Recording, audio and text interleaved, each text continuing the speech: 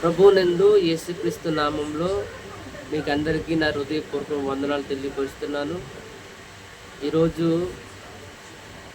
ప్రభువైన యేసుక్రీస్తు మనుషుని యొక్క జీవితంలో ఉన్నట్లయితే ఆయన చేసిన కార్యములు బట్టి ఈరోజు చిన్న పల్లవిని మనం పాడి నేర్చుకుందాం.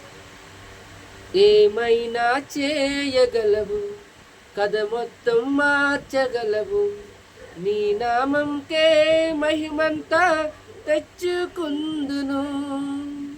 ఏమైనా చేయగలవు, కథ మొత్తం మార్చగలవు, నీ నామముకే మహిమంతా తెచ్చుకుందువు.